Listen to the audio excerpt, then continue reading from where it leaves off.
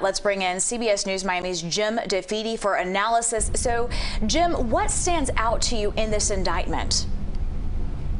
Sure, there are a couple of things. I would say first, while we keep using the phrase that this is about hush money payments to a former porn star, it's also important, and I think the district attorney in his press conference made this point pretty clear, that this is really about, trying to cheat the voters of the United States, and particularly the voters in New York, of having information. Those hush money payments are allegedly done so that the information about the Stormy Daniels affair wouldn't come out prior to the 2016 election. Now, would that information, if Stormy Daniels' allegations of an affair with Donald Trump had come out before the election, would they have changed it?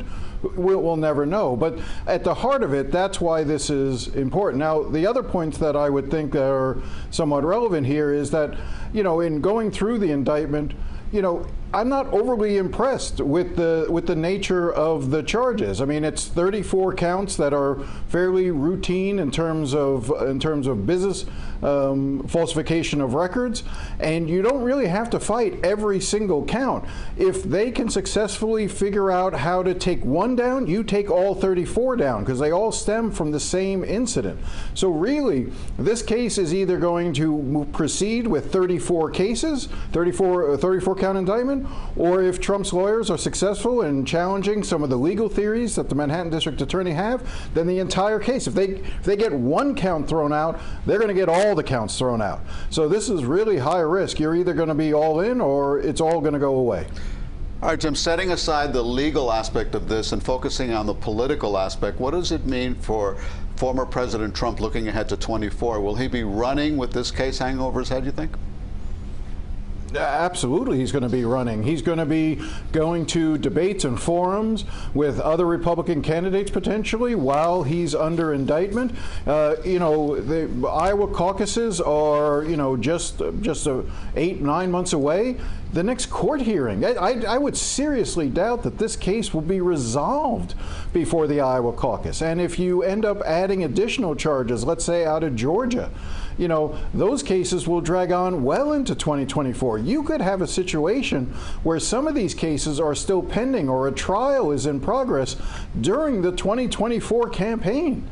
So that is what we are now looking at going forward. And it's, so that's the reality for Donald Trump. It's also a reality, though, that they are very successfully fundraising off of this. They are able to raise money by Donald Trump, and you'll hear him tonight. I can almost guarantee you that the argument he's going to make is this is government coming after me because I'm trying to do so much for you. So he's going to play the victim here, that they're basically the only reason he's being attacked in this indictment is because he's standing up for the American people, and they don't want to see that. So it politically can work to his advantage because it really does freeze the Republican field in a lot of ways.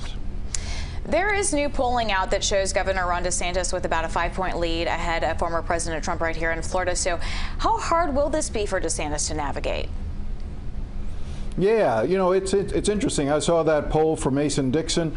That is a Florida poll, and that shows that Ron DeSantis is ahead of Donald Trump by a few percentage points, as you said. However, that's the outlier. I mean, across the rest of the country, Donald Trump is doing really well over DeSantis and has widened his lead over DeSantis in a lot of polls. Now, of course, we should point out that Ron DeSantis has not formally launched his campaign, although he's already been to Texas, California, Iowa. He's got a trip planned to New Hampshire. He's been to New York a couple of times. He's been to Georgia. So he is acting as a candidate, although he has not declared. But it's a real challenge for Ron DeSantis right now because, he can't go too hard in attacking Trump because right now is the time where Republicans sort of have to band together. I mean, let's face it, the Republican Party is the party of Trump. The standard bearer for the Republican Party is now under indictment. So every Republican, save Asa Hutchinson, is now, coming to Trump's defense, some stronger than others. Ron DeSantis's, words of support were basically the minimum, I would say, that he could afford, while still taking a shot at him by saying that he doesn't know anything about, it's out of his frame of reference, hush money payments to an adult film star for an alleged affair.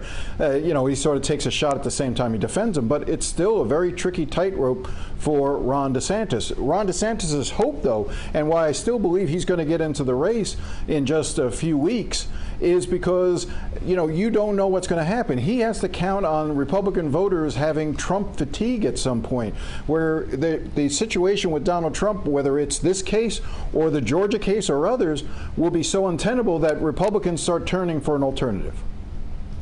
Okay, Jim DeFede, thank you for your insight.